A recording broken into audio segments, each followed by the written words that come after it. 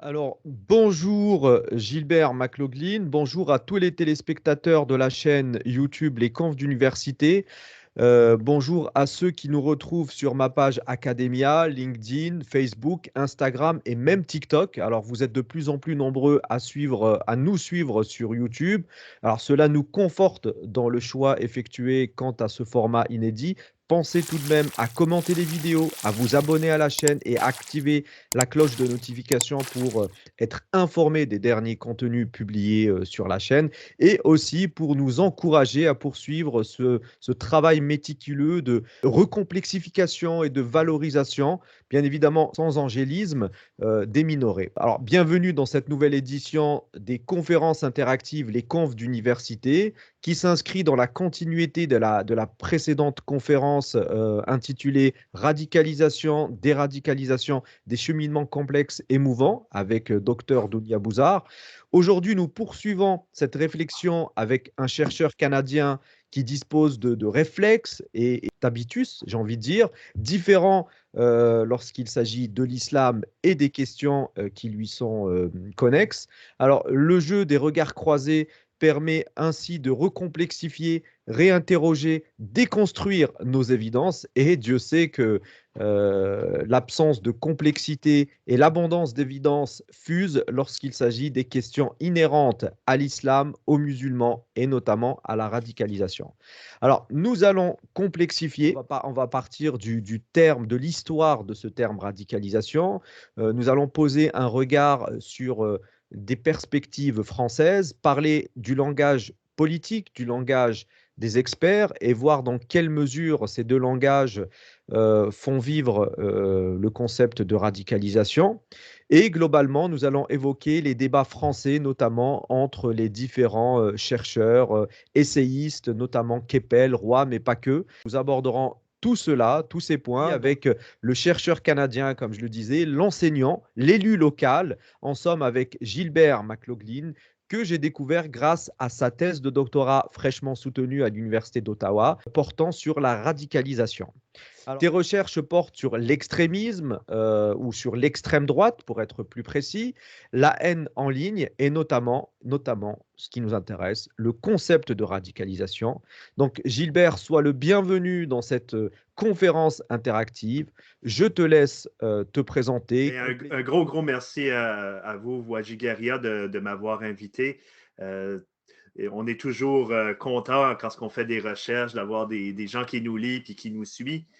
Surtout que il y avait ma passion dans les dernières années, ou je dirais même depuis plus jeune, était une passion sur les idées, autant les idées politiques, c'est-à-dire le discours qu'on peut porter, les mouvements, c'est comme qu'on a vu au 20e siècle, que l'influence de ces idées-là, mais plus récemment, qu'est-ce qui m'intéressait, c'était l'engagement, c'est-à-dire qu'est-ce qui fait qu'on adhère à des idées plutôt que d'autres.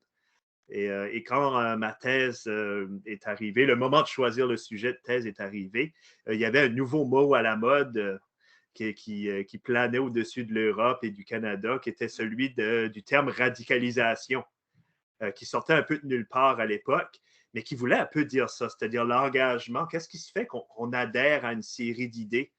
Et tout là a été mon aventure depuis ce temps. Autant, comme je dis, lorsqu'on touche les mouvements djihadistes que l'extrême droite ou que toute autre forme d'idée qu'on peut voir au niveau politique, là. Donc, ça fait vraiment un grand plaisir d'être avec vous aujourd'hui pour en discuter plus profondément. Eh ben, le plaisir est partagé. Je sais qu'on avait posé une question au départ, un peu avant la rencontre, de savoir d'où ça provient, ce Mhm. mot-là, ce concept-là. Parce que c'est vrai que c'est assez nébuleux. C'est-à-dire que les chercheurs comme vous en France et même ailleurs ont étudié les violences politiques. Ça fait des dizaines et des dizaines d'années, là, que ce soit les séparatistes, les mouvements séparatistes ou même la violence Mhm. politique des mouvements d'extrême gauche comme d'extrême droite. Mhm. On n'a pas inventé l'étude des mouvements violents dans les années 2000. Ça Mhm. datait d'avant. Puis ma question n'était pas supposée de questionner autant le concept, mais ça a été une obligation, c'est-à-dire d'où ça vient. Est-ce que la science avait besoin, les sciences sociales avaient besoin d'un nouveau terme pour expliquer qu'est-ce qui se passe en Europe et en Occident. Alors, en regardant, en faisant une analyse de la littérature, des rapports gouvernementaux et des auteurs académiques, j'essayais de voir et de reculer dans le temps pour voir c'est quand la première fois ou les premières fois, on peut-tu mettre un moment où le terme arrive? Euh, Mm. et et c'est pas vraiment de façon exhaustive, mais on voit que le mot a toujours été là, c'est-à-dire que radicalisation était utilisé comme étant un éloignement de la normalité politique. C'est-à-dire, on Mhm. disait que quelqu'un est radical parce Un qu'il éloignement s'éloigne. du centre de manière générale. C'est ça. Mm. C'est-à-dire, cette personne-là est radicale ou ce groupe-là ou cette idée-là pouvait être radicale parce que s'éloignait de ce qu'on considérait comme normal dans notre société. C'est ça. En 2003-2004, c'est plus la même signification qu'on retrouve quand on voit le terme radicalisation. Mhm. Le terme radicalisation devient alors l'étude d'un processus qui mène des gens dans l'extrémisme violent et entre parenthèses, parce que c'est quasi exclusivement la violence djihadiste. C'est-à-dire qu'à l'époque, on ne parle pas de d'autres violences politiques. Mhm. Et là, ça devient intéressant parce que si c'est question de l'étude des processus, on devrait étudier tous les processus de toutes les violences politiques. Et au début des années 2003-2004, toutes les études qui utilisent la radicalisation dans ce sens-là n'est que pour étudier l'islamisme, plutôt, je devrais dire, violent. Mhm. Euh, donc, c'est vraiment le premier constat qu'on peut faire avec le mot.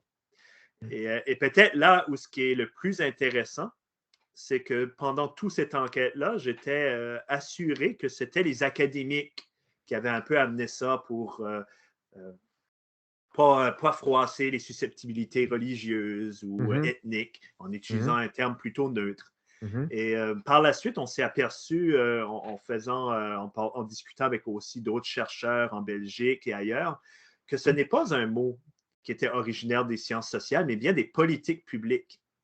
Mhm. Et Rick Kulsaet, qui est Qui, un des qui, qui grands. finance, qui finance les études et donc oriente dans une certaine mesure les études.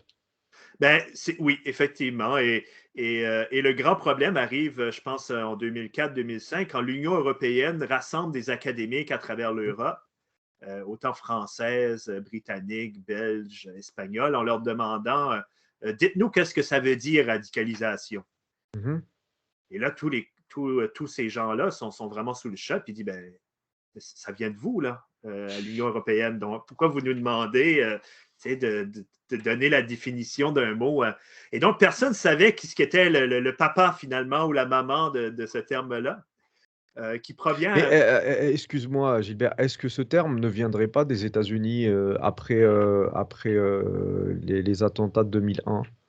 Donc, ça, c'est une question vraiment intéressante parce que quand on regarde les articles scientifiques, Mhm. la plupart des spécialistes sur le terme, surtout dans la première partie des années 2000, affirment que le mot serait originaire des États-Unis après le World Trade Center. Mhm. C'est-à-dire, aux États-Unis, il y a une grande chicane à savoir si on veut expliquer le terrorisme, c'est l'excuser. Donc, on est Mhm. vraiment dans un processus de condamnation. Et la Mhm. radicalisation aurait été un mot pour enfin pouvoir parler des causes et non pas juste de la conséquence. D'accord. Le problème, c'est que dans les faits, quand on retourne aux archives et aux rapports gouvernementaux, les Mhm. États-Unis ne l'utilisent pas avant la fin des années 2000. D'accord. C'est vraiment un concept européen. Et le plus vieux document que j'ai retrouvé Mhm. provient des Pays-Bas. Pays-Bas avec une relation avec les Belges, Mhm. qui aurait, alentour de 2004, utilisé ce mot pour expliquer non pas le terroriste international comme aux États-Unis, c'est-à-dire des terroristes qui proviennent d'ailleurs, Mhm. puis qui viennent faire une attaque sur le sol, mais bien de gens sur le sol qui font une attaque contre leur propre nation. Ce qu'on appelle un terrorisme domestique. Exactement. Fait que le mot serait vraiment lié avec ce type de terroriste-là en particulier. Là. Mhm. D'accord. Bon, alors moi, en fait, moi, j'étais enfin, il me semblait, mais tu as raison de le dire et de remonter aux archives. Moi, il me semblait que c'était une manière de parler plus sereinement de l'indicible, de ce qu'on ne pouvait pas dire, de peur d'être taxé, de justifier l'injustifiable. Bien évidemment, on ne peut pas justifier cela, mais on peut le comprendre. Et donc, pour comprendre, on était obligé de créer, de provoquer ce glissement sémantique, voire épistémologique, pour pouvoir parler de ce tabou, pour pouvoir transgresser ce tabou sans trop risquer de perdre des plumes. Mais effectivement, si tes recherches nous mènent vers les Pays-Bas et ce terrorisme domestique, bon, c'est un plus dans... Je, Moi, j'exclurais pas cette possibilité-là, non pas dans la raison de la création du mot, mais peut-être en raison, peut-être que ça expliquerait plutôt sa popularité. Mhm, Parce que c'est rare que les gouvernements peuvent amener des concepts dans le monde social et académique aussi facilement. Donc, ça a été relayé aux journalistes, les groupes sociaux et politiques. On va en parler aussi en France, comment les politiciens utilisent le mot maintenant de radicaliser ou de radicaux mhm, dans le langage public. Puis je pense que le fait que ça a pris autant de popularité peut avoir un lien avec ce que vous venez de dire, là, que tu viens de dire. mhm. C'est-à-dire que les gens voient qu'on peut l'utiliser à toutes sortes de sauces, de toutes sortes de façons, puis sans vraiment créer un problème ou un tabou social là, à travers Mhm. l'utilisation de ces mots-là. Là. Et puis, ça nous permet en parlant de comment, on peut glisser, il peut y avoir un truchement d'une autre question qui est peut-être, ou d'autres questions qui peuvent être intéressantes pour le sociologue. Puisque quand même certains politiques, notamment aux États-Unis, ils ont été très farouches enfin, contre les sociologues qui essayaient quand même de comprendre. Et donc, le fait de glisser ce comment nous permet aussi de réfléchir plus sereinement sur le pourquoi. Effectivement, puis je vais dire les deux pays qui m'ont semblé les plus réfractaires Mhm. à l'utilisation du terme, c'est les États-Unis puis la France, qui avaient vraiment une politique antiterroriste vraiment affinée, efficace, D'accord. et qui peut-être ne voulaient pas entendre ou s'intéresser à l'idée qu'il y avait des raisons derrière les agissements.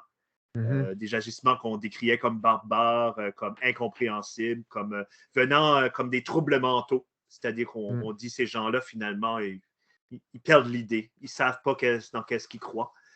Et donc, de les traiter ainsi, les gouvernements ont peut-être se sont écartés de la compréhension, du moins comme Mhm. on l'entend en sociologie. Là. Mhm. Mhm. Mhm. Mhm. Et puis, donc, on est plus ici sur un cheminement.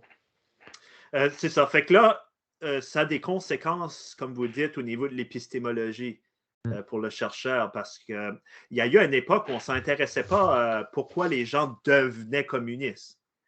On s'intéressait plutôt au financement russe, au financement chinois, aux influences entre États, aux groupes, les Mhm. idéologies, l'efficacité. La même chose pour le terrorisme. On s'intéressait vraiment aux groupes terrorisme, aux idéologies qui les portent et qui les meuvent, mais non pas vraiment à savoir de quelle façon Pourquoi? qu'ils recrutent, qu'est-ce qui engage les gens à accepter un Alors recrutement. que les deux questions sont indispensables.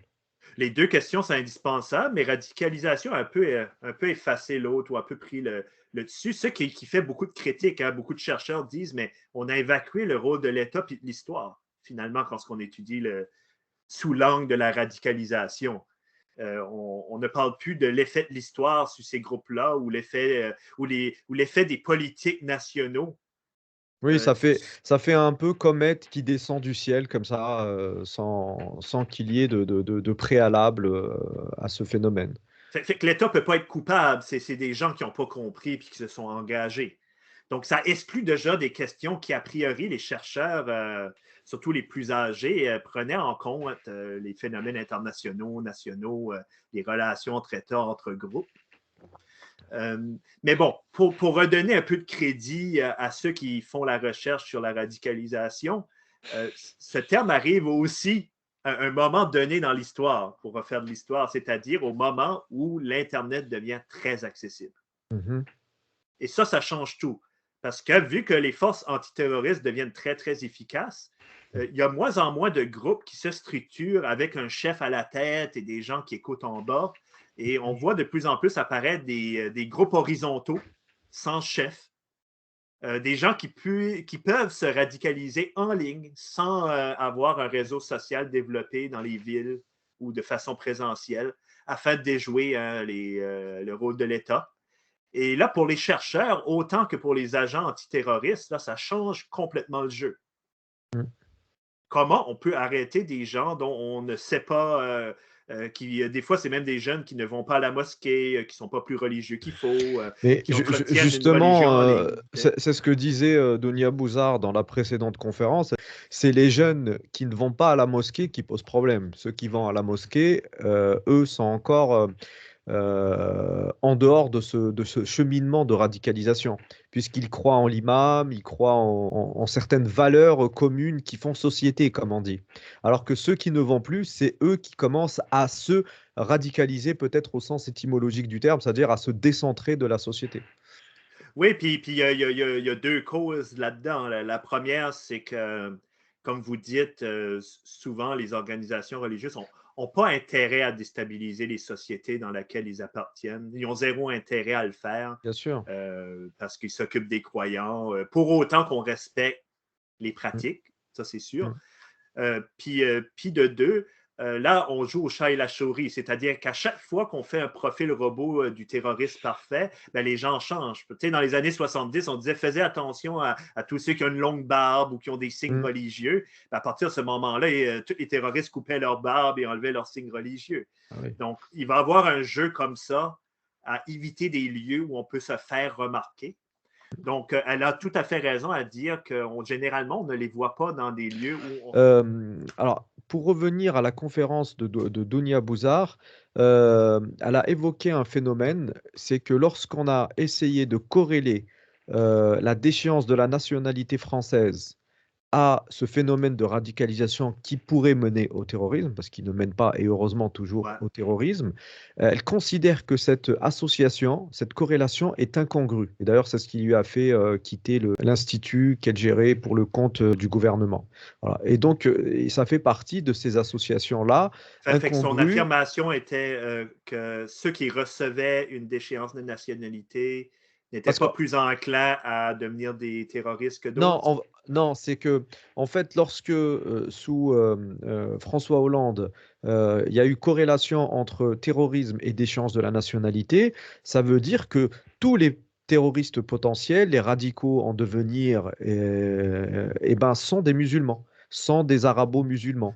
Mhm. Alors que elle, dans ses études, elle travaillait en étroite collaboration avec le ministre de l'Intérieur à l'époque, elle a démontré par A plus B que 40% des radicalisés qu'elle allait pêcher ici et là dans les frontières, etc., étaient soit athées, soit d'ascendance Euh, catholique. Et donc le fait est de corréler la déchéance de la nationalité laissait entrevoir que en fait c'était une question d'arabes, de musulmans et et que les d'immigration. Francs et d'immigration et de toute façon voilà ça rassure tout le monde et puis voilà Et je vous dirais que dans la plupart des pays, ce lien-là ne peut pas être fait effectivement. Tu sais, elle ne se trompe pas. Je ne connais pas les chiffres de France, mais au Canada, c'est la même chose et en Grande-Bretagne aussi. alors c'est On la même voit chose, ça veut dire qu'il y a un taux de radicalisés qui ne sont pas musulmans? de un, oui. Donc, D'accord. on voit des jeunes convertis, c'est-à-dire une reconversion Mhm. ou une conversion, dans D'accord. les deux cas, ou souvent, ça va provenir non pas des immigrants, mais des immigrants de deuxième génération, de troisième génération. Ceux qui Plus sont en intégré, crise, plus oui, puis intégré dans la c'est société, ça, plus d'accord. mais qui sont en crise dans leur identité. Oui, alors la crise identitaire est récurrente. Alors, je ne sais pas si au Canada, ça fonctionne de la même manière qu'en France. On est quand même dans le pays des droits de l'homme. Je pense que beaucoup de Français ont intégré cette notion, à raison, Mhm. et arrivé à l'âge adulte ou en tant que jeune adulte, ils se sont rendus compte qu'il y avait une dissonance entre ce qu'ils ont appris à l'école et ce qu'il en est dans les faits, et ce qui a créé ce hiatus identitaire qui a malheureusement conduit certaines personnes à se radicaliser, mais se radicaliser ne signifie pas commettre l'irréparable, heureusement. toujours, mais à se couper de la société, ce qui n'est jamais une bonne chose. Puis il faut dire qu'un des grands défauts de la littérature internationale, c'est qu'en Mhm. cherchant un espèce de processus où tout le monde peut rentrer dedans, tous les radicalisés, Mhm. on oublie parfois que quelque chose d'essentiel, c'est que quelqu'un qui se radicalise parce que un État étranger rentre dans son pays, en Afghanistan, un jeune de banlieue de français et un reconverti catholique à l'islam catholique au Canada, n'a peut-être pas le même processus, c'est peut-être pas la même étude finalement à faire, mais pourtant on va toutes les rassembler sous le même terme. Et à l'inverse, tous ceux qui font partie d'une violence politique qui n'est pas problématique à l'État ne sera pas mis sous la radicalisation. Je vais vous donner un exemple. On a vu, par exemple, des anciens militaires donner leur aide aux Kurdes Mhm. pendant les attaques. Mhm. Donc, des militaires canadiens, américains qui, après leur service, volontairement voulaient aider ce peuple-là à se défendre. Mhm. Le Canada ne les a jamais considérés comme des radicals ou des terroristes parce Oui, que c'était une nation alliée. oui. Et effectivement, le curseur, là, on On a ne du les mal étudie à. pas, ces gens-là. Oui. Et là, on se comprend, on n'essaye pas, j'essaye pas de hiérarchiser puis de dire il y a une bonne Mhm. radicalisation puis une mauvaise. Là. Mhm. J'essaie de juste dire de façon épistémologique qui rentre sous la catégorie radicalisation puis qui ne rentre pas dedans. Si on voulait avancer un petit peu, je vais reprendre la citation de Neumann que toi-même tu cites dans ta thèse. La radicalisation telle qu'elle est admise, en tout cas dans le discours médiatico-politique, c'est what goes on before the bomb goes off. Est-ce que ça résume cette situation? Ben, c'est une belle boutade parce qu'on voit l'image. Hein? On voit Oui. l'image dans notre tête, puis on dit, bon, maintenant, il va y avoir les études sur le terrorisme qui s'intéressent, disons, 15 minutes avant la bombe explose jusqu'à après. Ouais. Puis tu vas avoir les études sociologiques, voir qu'est-ce qui se passe vraiment longtemps avant que la bombe explose. Et Neumann a visé juste de voir que maintenant, de plus en plus, on va diviser ces deux secteurs-là des études. L'étude du contre-terrorisme, les Oui. finances, les groupes, comment l'apprentissage technique à poser un acte terroriste. Et qu'est-ce qui se passe avant, c'est-à-dire l'adhésion, Mais le parce que support, le peut-être groupe. aussi, Gilbert, c'est que ce qui pose aussi problème, c'est que le temps médiatico-politique est différent du temps de la recherche. Le temps de la recherche s'inscrit sur le long cours, alors que le temps médiatico-politique est conditionné par des échéances électorales et le temps médiatique, c'est du journalier. C'est un travail journalier. Une information en pousse une autre. Voilà. Et donc, toi, en tant que sociologue, tu as besoin d'un temps long pour pouvoir te positionner et poser, figer des concepts, en tout cas un temps, pour pouvoir les analyser. Et je vous dirais que c'est encore pire que ce que vous dites parce que ce n'est que la pointe du iceberg. Quand on arrivait aux grandes années où la popularité du mot radicalisation battait son plein, disons 2005 et Mhm. 2010, le financement Oui. de chercheurs et d'experts sur la question était tellement énorme.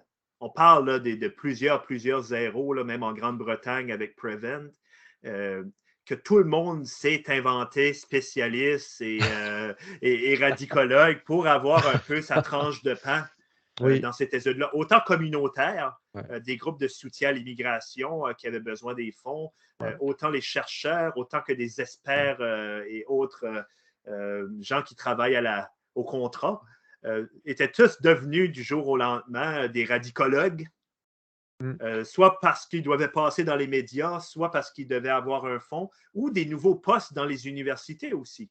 On Oui. cherchait aussi des professeurs d'une spécialisation qui n'existait pas à l'université. Mais j'ai l'impression que plus on charge un concept, plus on défragmente l'énergie de ce qu'il peut déployer. Il Il y a finit eu par ne plus rien dire. C'est exactement ce qui est arrivé. Et il y a eu aussi une contribution sociale que j'appelle les experts non académiques, parce que l'expert académique, lui, il a le beau jeu. Au pire, il allait, il s'invente radicologue le temps que ça passe, puis quand le fond est parti, ben, il change de sujet. Mais Mm. l'expert, lui, il vit de ces concepts-là.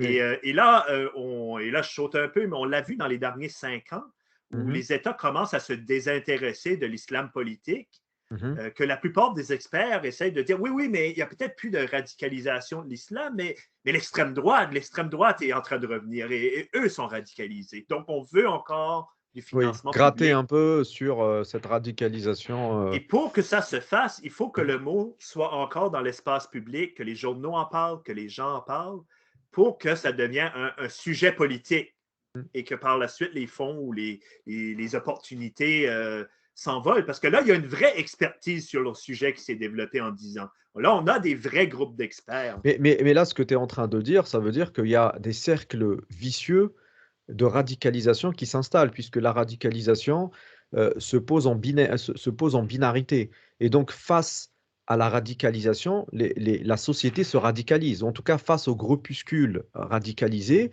la société, pour se protéger, va se radicaliser à son tour. Et donc, on a cette binarité de radicalisation qui n'en finira jamais. Ben, ça c'est on saute un peu de sujet, Mhm. mais c'est vrai que les États, même à travers les politiques de radicalisation qui vont se transformer en politique sur l'extrémisme. Aujourd'hui, on va parler d'extrémisme, on parlera moins du terme radicalisation. Se sont aperçus finalement du phénomène que vous nous dites, c'est-à-dire que la société, à chaque attentat, se polarise. Mhm. Donc, plusieurs chercheurs ont aussi, sous le travers du mot extrémisme puis de radicalisation, cherché à savoir qu'est-ce qu'on peut faire pour que cette vague-là ne finisse pas à créer des groupes d'extrême droite qui vont attaquer des groupes islamistes, puis des groupes islamistes puis que finalement, ces deux groupes-là vont s'accumuler en énergie. Est-ce qu'il y a une façon de s'expurger de cette énergie-là de polarisation? Et là, il y a toute une autre série de chercheurs dont semi-financés par l'État, qui s'intéressent à savoir est-ce qu'on peut sortir de cette binarité-là, cette co-construction-là, hein, parce que les ennemis se dépendent mutuellement. Mhm. Mhm. Et là, c'est un vrai problème, par exemple, qui se passe aux États-Unis présentement et dans certains pays de l'Europe de l'Est. Une Et puis quand on résurgence. voit les tableaux que tu présentes dans ta thèse, qui est très bien documentée, on se rend compte que, alors, il y a le terrorisme islamiste qui produit son lot de malheurs, mais il y a d'autres extrémismes qui produisent énormément de malheurs aussi, énormément d'attaques. Et donc, s'ils commencent à se foutre dessus, voilà, on n'est pas sorti de l'auberge. Oui, puis pour moi, c'était vraiment intéressant. Donc, pourquoi on s'est concentré sur l'islamisme terroristes plutôt que sur les groupes qui avaient beaucoup plus d'attaques violentes dans le pays. Mm. Et là, des pistes de réponse deviennent intéressantes parce que l'extrême droite ne remet pas souvent en cause la légitimité de l'État, Ouais. comme peut le faire, par exemple, une attaque terroriste. Mm. La violence de droite est souvent moins spectaculaire, elle est moins spectacle, Mm. mais Mm. elle Mm. fait souvent peut-être autant de morts, ou sinon autant de blessés. Mm. Mm. Mm. Donc, c'est intéressant à voir qu'est-ce que l'État va mettre vraiment ses lunettes puis regarder comme étant un problème social, parce que dans les chiffres, si on regarderait seulement les chiffres, ils ne Mm. seraient pas hiérarchisés de la même façon dont la France ou d'autres pays occidentaux les ont hiérarchisés. D'accord. Alors, pour avancer un peu, tu parlais tout à l'heure de chercheurs qui s'improvisaient spécialistes de la radicalisation le temps du financement. Tu as certainement des exemples en tête, on ne va pas les citer voilà, parce qu'il faut qu'on avance. Mais alors, moi, ce que je remarque ici en France, et puis là, ta vision, toi, de Canadien sur la France est très importante. Ces regards croisés sur les pays comme ça m'intéressent beaucoup, hein. J'ai dirigé un numéro de revue RADSL numéro 6 sur les banlieues françaises vues d'ailleurs, et j'ai trouvé très intéressant, depuis l'Afrique subsaharienne, depuis le Canada, les États-Unis, la Grande-Bretagne, de voir comment des étrangers perçoivent la banlieue. Et puis ça nous permet de déconstruire hein, quelquefois des idées reçues et de construire à nouveau, de proposer quelque chose de nouveau. Et puis, moi, je me rends compte depuis quelques années, c'est que autant des gens s'improvisent spécialistes de la radicalisation pour l'argent, ou parce qu'ils sont passionnés pour ça sans être spécialistes, autant quand il s'agit de certaines minorités, notamment en France arabo-musulmane, on peut être spécialiste à la fois de la Syrie et des quartiers nord de Paris.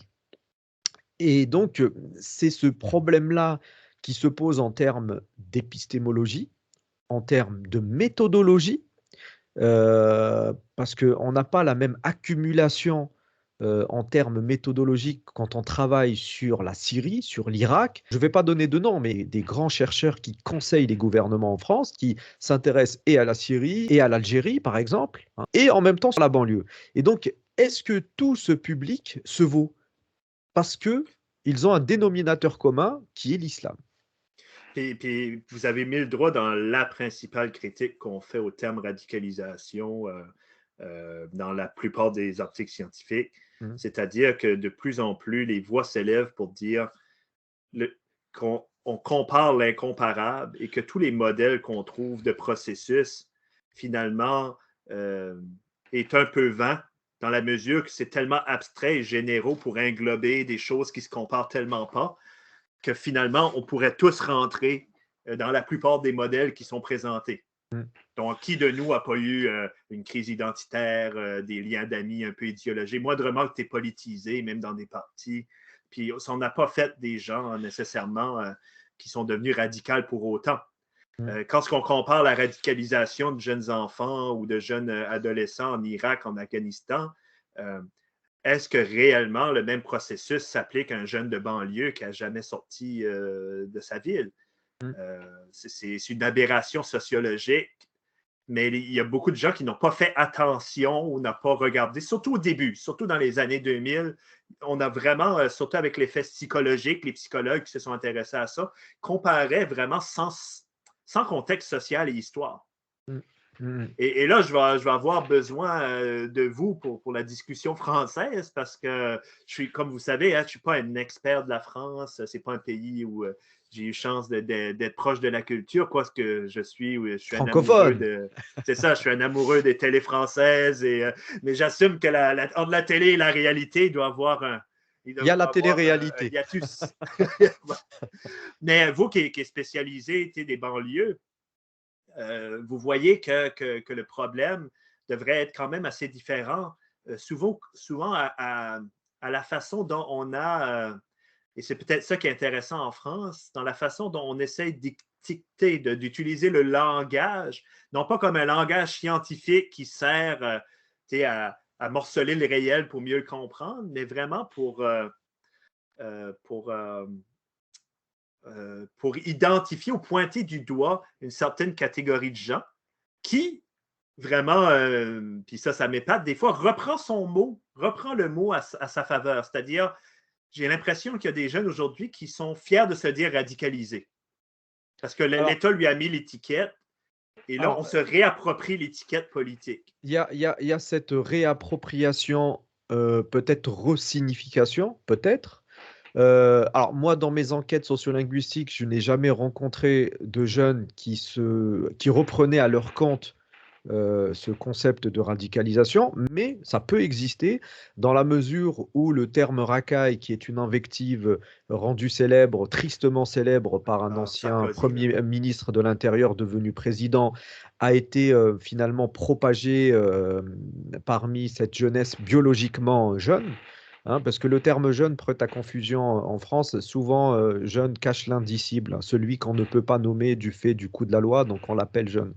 Et puis, il y a un sociologue, Champagne, qui explique que dans ses recherches de Lyon et de la banlieue de Lyon, suite aux émeutes dans les années 90, il explique que beaucoup de jeunes reprennent à leur compte ces désignations stigmatisantes. Alors, soit pour les resignifier, soit de manière plus complexe, plus ambiguë, finissent par s'y identifier. Voilà. Et donc, c'est vrai que si c'est pour produire une resignification et les rejeter vers celui qui nous les dirige, tant mieux, c'est bien, mais se les approprier peut être quand même problématique dans la mesure où on va banaliser un phénomène. Alors, quand on pense à la définition de Neumann, what goes on before the bomb goes off, c'est un peu compliqué. C'est un peu. Mais vous touchez à quelque chose qui est important parce qu'on a vu aussi avec les gens qui partaient pour rejoindre l'État islamique une espèce de glamourisation du phénomène. C'est-à-dire, il y a des gens qui avaient leur compte Instagram, prenaient des photos avec leurs fusils. Ça veut dire qu'ils gardaient en tête un retour en pays ou un Oui. retour, une vision d'eux comme étant un peu une vedette. Des va-t-en-guerre enthousiastes. Oui. Oui. Et ça, je trouvais ça intéressant parce que c'est pas ça qu'on retrouve au Canada la plupart du temps. Et c'est pas ça qu'on retrouve non plus dans le pays d'origine qui affronte la guerre. Mm. Et donc, c'est à savoir à quel point que ça fait partie d'une identité rebelle. Oui, et c'est exactement ça, hein. On est face à une population assez jeune. Alors, on peut se teindre les cheveux pour ennuyer papa-maman, on peut se percer le nez, on peut être gothique. Il fut un temps où c'était C'est vrai, subversif. hein, c'est vrai, Et c'est vrai. Ouais. malheureusement, ça peut aussi être ce décentrement, cet écart du centre, qui peut malheureusement avoir plus de conséquences que le simple fait de se tatouer ou de se maquiller en sombre, en noir. C'est un peu la thèse de Bonelli et Carrier qui ont vraiment fait une belle œuvre sur la fabrication de la radicalité par l'État. Mhm. Je pense que c'est fabriquer ou bricoler la radicalisation. Je ne me rappelle plus du titre du Oui, livre. Mais qui vraiment s'intéresse à la façon dont, dans les écoles, on essayait de créer des fiches sur les éléments les plus actifs, mais qui s'apercevait que les enfants euh, savaient jouer le code, c'est-à-dire pour avoir de l'aide ou un soutien de l'État, savaient se mettre en avant. Et à la place d'accord. de dire sale professeur ou aller dire finalement Allahu Akbar ou aller utiliser le jeu de mots, non pas parce qu'ils étaient convaincus ou identifiés, mais à partir de ce moment-là, rentraient dans le soutien de l'État, qui allait s'occuper d'eux ou qui allait. Donc, un livre pour moi qui était vraiment important en France, de comprendre finalement comment les mots avaient leur importance Mm. dans le débat public. Là. Ouais. Oui, alors, moi je m'intéresse beaucoup aux médias dans la fabrique de cet anti-héros, qui est le terroriste, qui est la radicalisation poussée à son paroxysme. Et moi j'aimerais questionner ton regard outre-Atlantique et voir dans quelle mesure la fabrique de l'anti-héros, de cet anti-héros, quelquefois macabre, est encouragée par la starification médiatique. C'est une question compliquée que vous posez. Là. Puis étrangement, puis ça me fait sourire parce que juste hier, une journaliste de Radio-Canada me parlait à savoir de quelle façon on avait couvert au Canada le phénomène des convois des truckers qui Mhm. paralysent maintenant le pays, qui sont très radicales et qui demandent l'arrêt vaccinal. Est-ce qu'on les a pas glorifiés finalement comme le travail de dans le travail de journaliste? Et j'essaie de trouver des recherches là-dessus, à savoir l'effet des médias. Euh, Est-ce que c'est pire de ne pas en parler? Est-ce qu'il faut en parler? Et quand est-ce qu'on en parle, comment en parler pour moins alimenter possible certains mouvements? Et on en sait encore très, très peu. Bah, en fait, ce qui a changé dans le métier de journaliste, c'est les chaînes d'information en continu, Continue. Ouais. qui fait que ils ont quasiment l'information au même moment que les services d'ordre, voire avant, puisqu'ils sont postés là devant le phénomène qui se produit en cours, etc. Et les derniers événements qui se sont produits en France, alors je parle des événements de 2015, je crois, où c'était vraiment compliqué, où des terroristes s'étaient cachés dans un appartement et puis il y avait les caméras braquées, etc. Et on se rendait compte que il y avait cette fabrique du héros entretenue par l'entertainment, j'ai envie de dire, Mm-hmm. par ce divertissement, ce voyeurisme. Alors chacun fait son métier, hein, je ne juge pas, je n'accable pas, Un mais peu l'idée gladiateur du truc. c'est ça, c'est ça. Et donc, pour les truckers américains, enfin, qui passent la frontière canadienne-américaine, La question était, est-ce que les médias participent? Bah ouais, c'est la même. Si on arrive à répondre pour les radicaux et les terroristes, on pourrait répondre aussi pour ces truqueurs. La seule chose qu'on sait dans la recherche, puis j'ai pas tout fait que ce qu'il y avait au niveau des médias, mais on sait que la plupart du temps, surtout chez ceux qui donnent leur vie, parce qu'ils s'attendent à être tués après un attentat, Mm. il y a l'idée de laisser un leg qui serait repris par les médias ou un manifeste, comme on avait vu en Nouvelle-Zélande avec l'extrême droite, Church, quelque chose, je ne peux plus me Mhm. rappeler du nom. Oui, oui, oui. Et on l'a vu aussi au Canada avec Bissonnette, cette idée où ou avec Breivik en Norvège, l'idée de Mm. se mettre en avant, d'avoir son visage, d'avoir Mm. son nom, d'accoler à son geste pour en être fier ou faire partie d'un groupe plus large que la postérité revisitera. Donc, certains médias ont commencé, je ne sais pas, moi je ne juge pas, mais ont commencé à réfléchir peut-être à parler de l'acte sans parler du nom, de l'histoire de la personne, justement, pour effacer la personne et se concentrer sur les victimes. C'est-à-dire, dans ce cas-là, quand même parler de l'acte, dire ça a eu lieu. Mm. D'autres jouent un peu le jeu et ils vont faire finalement la biographie qui fait un peu la scénarisation de l'épopée qui s'est passée. Et là, c'est là que certains critiques viennent dire où on fait un peu une apologie anti-héros. Mm. Mais encore là, c'est très difficile. J'ai peu de réponses, moi, à apporter aux journalistes, hormis celui de la bonne Mais utilisation est-ce du. que cette question était une vraie question, une question rhétorique? Non, un peu des deux. C'est-à-dire parce qu'ils ont une curiosité à le couvrir. Tu sais, il faut pas. Cette question n'avait pas vocation à ce que toi, tu la rassures en disant, bah non, je sais Non, pas. non, je sais qu'est-ce que vous voulez dire. Mais il y avait aussi le souci de dire ben, est-ce qu'on pose les bonnes questions quand on va les rencontrer? Ouais. Dans ce cas-là, c'était plutôt des gens qui étaient violents dans un centre-ville. On les rencontre. Est-ce qu'on leur laisse la parole? Est-ce qu'on parle d'idées ou qu'on parle de vécu? Comment on adresse l'histoire? Mhm. Et Alors, là, bon, là, tu parles des routiers, des chauffeurs routiers, c'est ça? oui, ou des groupes d'extrême droite. Il y a eu beaucoup de défilés d'extrême droite en Europe D'accord. et aux États-Unis. Oui. Et la question, puis c'est vrai, hein, il y a eu des moments où si les journalistes n'en avaient pas parlé, les gens Mhm. ne seraient pas mobilisés pour grossir le mouvement. Bah oui. Bah Parce oui. que, tu sais, aux États-Unis, on l'a vu, des fois, des petits mouvements de 200 personnes, on en parle, puis là, il y a 1000 personnes le lendemain qui s'est Ouais. joint, ou il y a des fonds virés par l'Internet pour donner aux supporters. C'est pour ça que je te dis, est-ce que c'est une vraie question? Parce que j'ai l'impression que le métier de journaliste est un métier de plus en plus d'insécurité psychologique et de frustration, puisqu'ils sont finalement tiraillés entre une conférence de rédaction, déconnectée, une tête déconnectée de la base, et puis voilà, ils sont obligés de faire ce qu'on leur demande ou de deviner. Voilà. Là, je fais référence au travail extraordinaire de Jérôme Berthaud qui a fait une thèse là-dessus.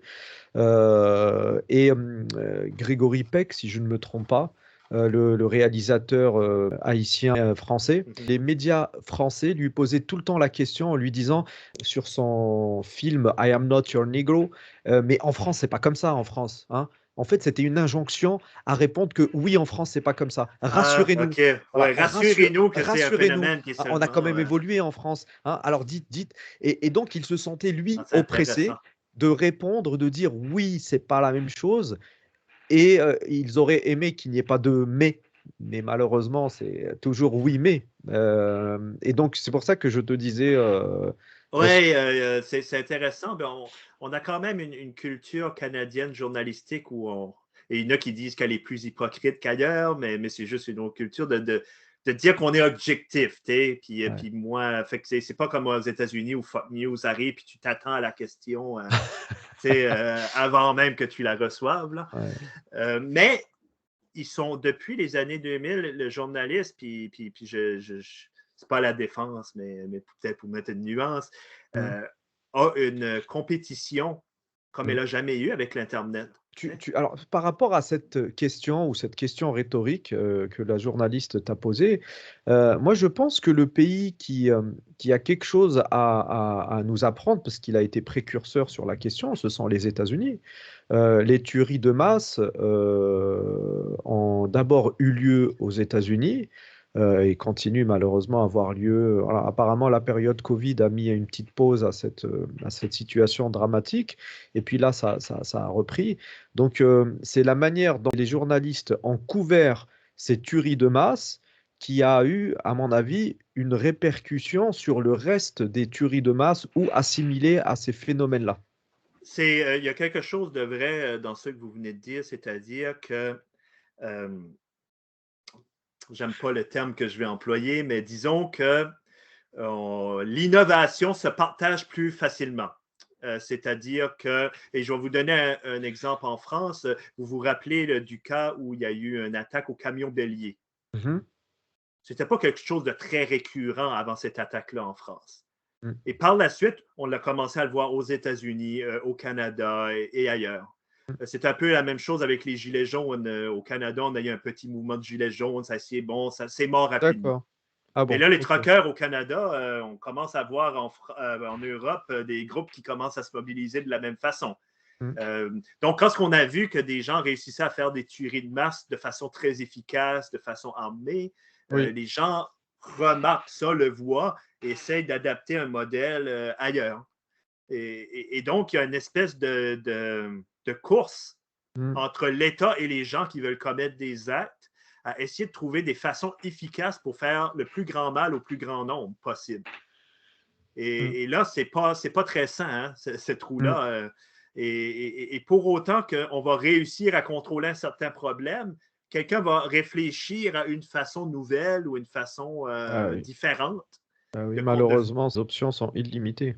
exactement. Et peut-être que ce ne sera pas les États-Unis dans les prochaines années où il va y avoir une écubescence d'idées nouvelles, puis ça va être un autre pays. Hein. Mm. Mais les Mm. États-Unis comment je dirais ça, ont montré l'exemple sur certaines nouvelles façons dont les citoyens avaient d'être efficaces. Surtout que là-bas, il faut le dire, la restriction des armes, on a joué pour beaucoup. Là. Oui.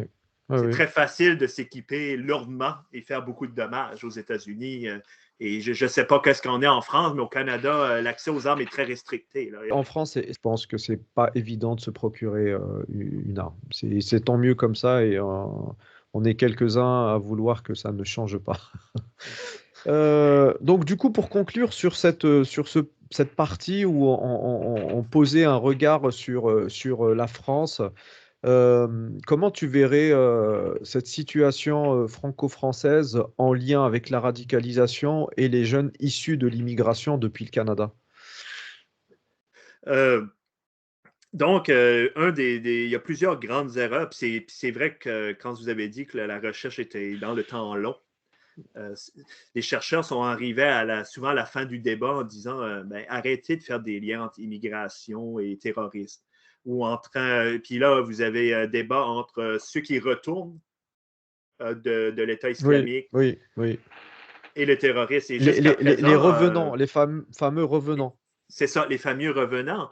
Et très peu d'indices semblent montrer qu'il y a un risque réel chez les revenants, qui pourtant ont tous les signes du radicalisé, mais qui arrivent souvent déçus de l'expérience, qui pensaient vivre une grande utopie, un partage entre frères musulmans et qui a vécu une série d'injustices, revient déçu à la maison et souvent se déradicalise plutôt que continue le combat.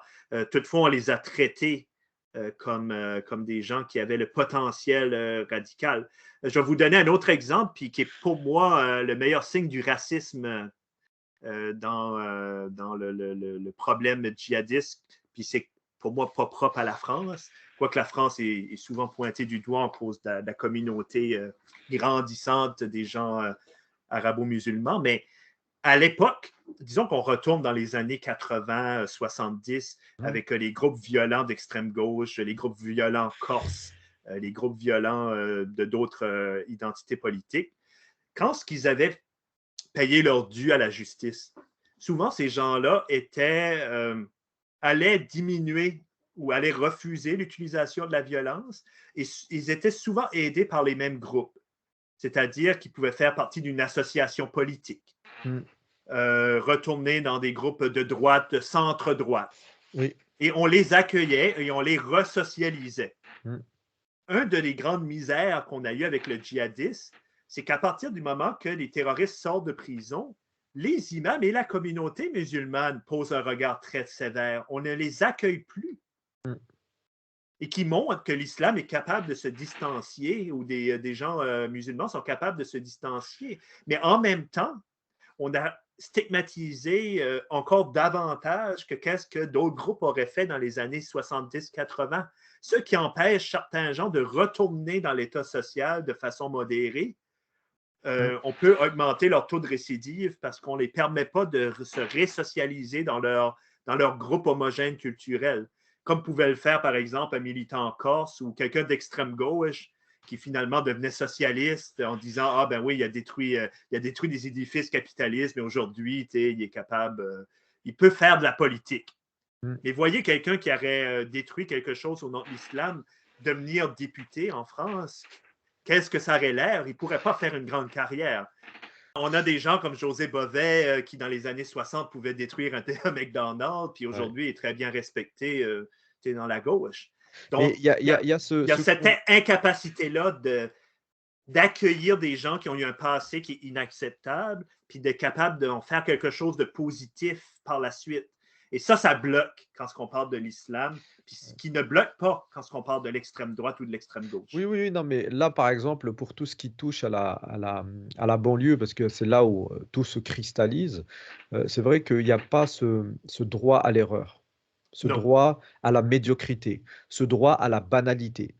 Il est difficilement acceptable qu'une personne fasse une erreur et puis regrette son erreur et revienne sur son erreur.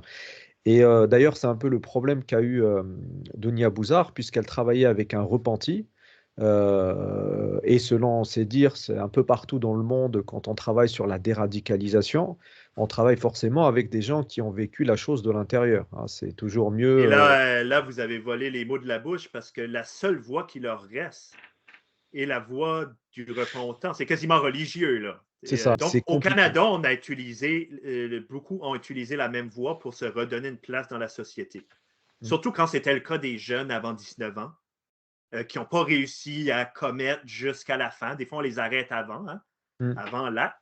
Ils vont quand même faire de la prison. Et là, ils ne peuvent plus avoir d'emploi. Ils ne peuvent plus avoir d'accès à quelque chose de bien dans leur vie. Et là, ils vont souvent choisir la voie du repentant où ils vont faire des conférences dans les écoles, suivre des organismes, dire « j'étais méchant, mais j'ai vu la lumière et maintenant je m'excuse, je m'excuse, je m'excuse ».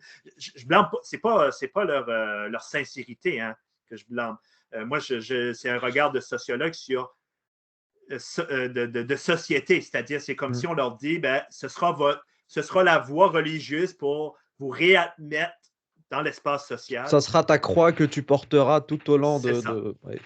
Quelque chose de chrétien un peu là-dedans, c'est-à-dire, puis on l'a vu au Canada, il y a des groupes, puis je ne dis pas que ça n'a pas une bonne influence chez des jeunes d'entendre cette parole-là, mais je dis juste que les options qu'ils ont devant eux est très limitées. Quelle option a quelqu'un, comme qui dit, qui n'a pas le droit à l'erreur pour retrouver une place, puis pas seulement finir à un emploi au SMIC ou au salaire minimum ici qu'on dit, parce qu'aucun employeur veut engager quelqu'un dans son dossier qui dit qu'il a fait preuve de terrorisme ou accusé d'extrémisme, d'être fichier S en France. Oui.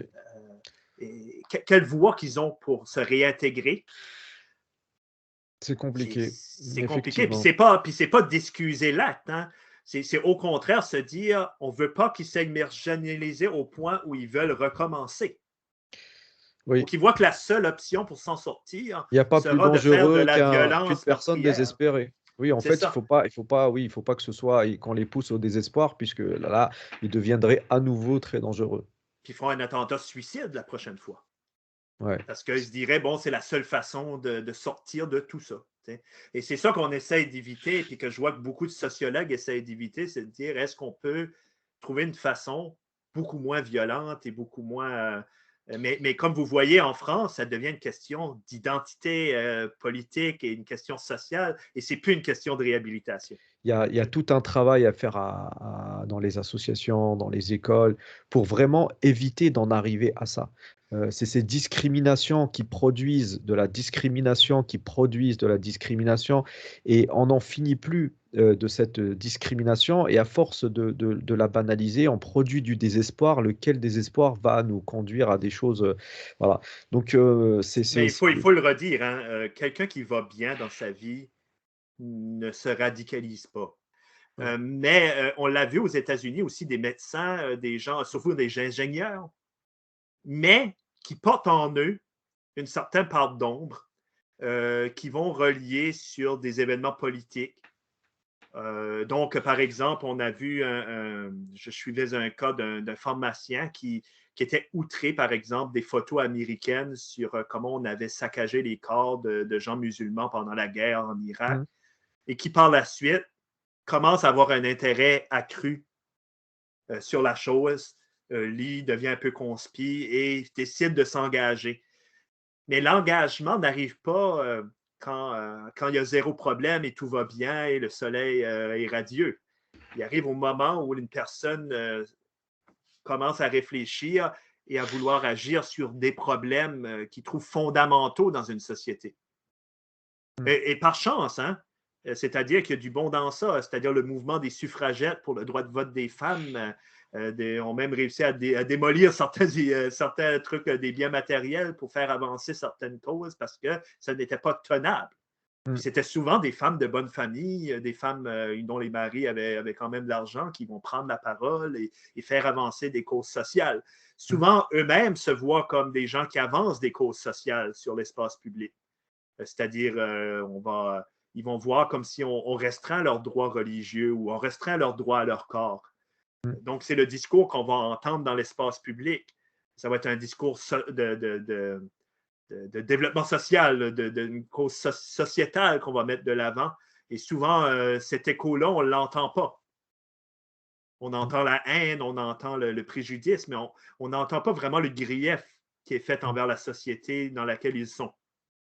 Mm. Et dans le livre Les Revenants de Thompson en France, ben, Mm. c'est magnifique parce qu'il donne la voix à des femmes qui disent mais on me refuse de porter le voile, mais on voudrait qu'on porte le string. Mm. Et donc la personne se radicalise, mais on n'entend jamais son grief. On entend juste ah ben une jeune d'une bonne famille était faire le djihad. Oui, Mm. mais il y a un grief à porter envers sa propre société qui est inaudible. Et c'est là l'importance de peut-être réécouter ce message-là. Il y a un lien très étroit entre droit à la parole et démocratie. Je veux dire, si tu es de fait autorisé à parler, tu vas exercer ta démocratie. Tu vas avoir le droit à cette démocratie. Si de fait la société te ôte ce droit-là, par consensus, par fabrication d'un consentement collectif, eh ben, tu n'auras pas le droit à la démocratie. Et Puis, c'est un peu. puis c'est vrai, hein, parce que c'est même pas une affaire de loi, ça peut être une Ah non, non, c'est un stratisation sociale. consensus. C'est un C'est ça. consensus, voilà, c'est un consensus. Par exemple, il y a des personnes qui ne sont jamais invitées dans les médias et pourtant ils n'ont jamais été condamnés pour crime, pour injure raciale, Mhm. voilà. Et pourtant, ils ne sont jamais, jamais, jamais invités dans les médias et ils ont des choses à dire, des choses très intelligentes, très complexes. Il y a aussi le refus de la complexité à certaines minorités. Et donc certaines minorités sont perçues comme une globalité ou c'est-à-dire si c'est pas toi, c'est donc ton frère. Et donc moi, ce qui me fait rire dans les débats télévisés, c'est que quelquefois, une journaliste qui s'identifie comme étant arabo-musulmane ou qui par défaut finit par endosser ce rôle, on finit par lui reprocher des faits, des mots durs prononcés par quelqu'un d'autre qui se revendique aussi de l'islamité et de l'arabité. Et donc, il y a ce phénomène d'homogénéisation, de globalisation, qui fait que, bah, en fait, tu n'as pas trop le choix. Parce que si tu dis, bah non, moi je me désolidarise de ces mots, eh ben, tu vas subir la double exclusion, peut-être le Ouais. conflit de loyauté. Et si tu endosses ce rôle-là pour défendre ces mots parce qu'ils sont défendables, eh ben, tu entérines ce processus d'homogénéisation et tu valides l'idée selon laquelle on se vaut Syndrome, tous. Si ce voilà. n'est pas toi, c'est donc ton frère. C'est très juste. C'est très, très juste. Et c'est criant comment ça peut être nuisible sur le long terme de manquer de nuances. Puis ça touche tous les tabous, hein. c'est pas juste la radicalisation, hein, c'est l'immigration, ça peut être aussi les crimes sexuels, ça peut être bon, une série de dossiers dont ça porte à l'émotion. Et donc, la nuance n'est plus possible parce qu'il faut que tu ailles dans un camp ou dans un autre. Et dans le livre de Thompson, moi, je l'ai adoré parce que le point que vous avez soulevé a été soulevé aussi chez ceux qui sont revenus de l'État islamique. Donc, dans le livre, il y a un chapitre que je trouve merveilleux d'une fille qui trouvait qu'on l'agglomérait avec toutes les autres filles comme étant quelqu'un qui ne pouvait pas vraiment penser ou avoir une individualité parce que si elle est musulmane, ben, elle doit être une soumise, elle porte le voile de toute façon. Pas besoin d'avoir une place à l'espace ou à sa discussion. C'est tout. Donc, elle décide de s'engager puis de militer même au sein, dans son groupe de l'État islamique pour porter les armes parce que ce n'était pas permis pour les femmes. Donc, elle travaille là-dessus, elle ne réussit pas. Bon, tout fait qu'elle s'en va en prison. Et devant le juge leur dit, de toute façon, ben, puisque vous êtes des femmes, disons que vous étiez un peu les victimes, c'est-à-dire on vous a convaincu d'aller là-bas, puis là, il dit, encore une fois, on m'avait enlevé mon agentivité, ma capacité de prendre moi-même mes propres décisions. Et j'étais offusqué d'avoir échappé la prison. Ah oui. Et pour moi, c'était Par sexisme. merveilleux. C'était merveilleux parce qu'elle avait vécu le double racisme, le double sexisme ou racisme, ou peu importe. Une Autant double de l'État, discrimination par le c'est ça. sexe et par l'appartenance religieuse et par oui. Autant par l'État islamique que par la société française qui, à chaque fois, ne lui permettait pas d'avoir une parole libre sur son expérience. Et comme vous dites, même chose pour la personne qui parle de sa religion à la télé. On va lui passer un clip d'un autre imam dans un autre pays en disant on veut que vous l'appuyiez ou que vous le rejetez. Puis il dit mais je ne le connais pas. On ne se connaît pas tous. On ne se connaît pas tous dans notre C'est pas une grande religion. famille, effectivement. C'est pas une grande famille, mais c'est terrible puisqu'il y a il y a cette injonction à prendre position contre ou pour. Et donc, cette impossibilité de dire oui mais non. Et donc, dès lors où on introduit une nuance, eh ben, on est suspecté. Et alors, j'en ai parlé avec Farid Larossi, qui est de l'Université de Colombie-Britannique, et qui expliquait très bien que dans l'archétype du maghrébin, amaziro, musulman, l'intellectuel n'était pas représenté. Et donc, alors, il y a le religieux quasi inculte, il y a l'humoriste, le stand-up, c'est le summum, puisque voilà, on demande plus à l'étranger, on se moque plus de l'étranger, il se moque de lui-même. Donc, ça, c'est voilà. Il saute une étape. Voilà, et l'intellectuel, celui qui conceptualise ou qui réfléchit sur le concept, n'a pas sa place dans l'espace public. Et donc, c'est pour ça que c'est très difficile d'affirmer une idée très abstraite, très nuancée, très complexe, et d'où l'intérêt des confs d'université qui apportent un peu de nuance et de complexité à ce monde fait d'évidence et d'homogénéisation.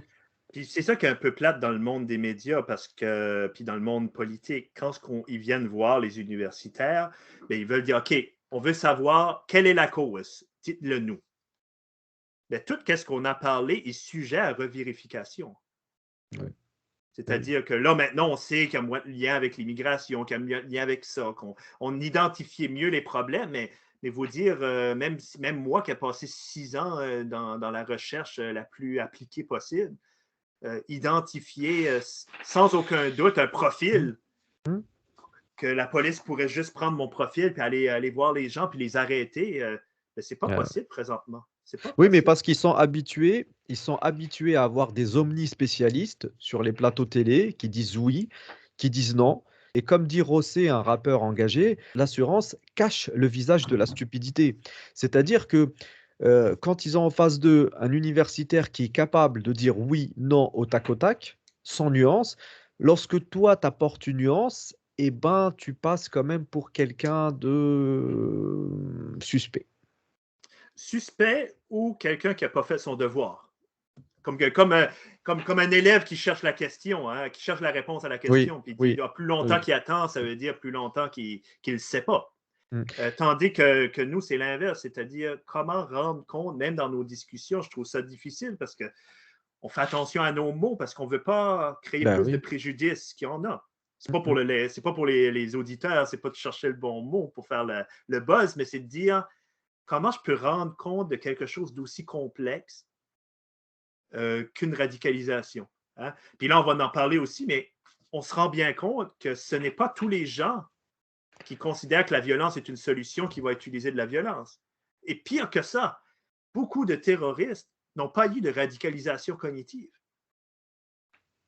Alors Alors, à partir de ce... explique-nous ça.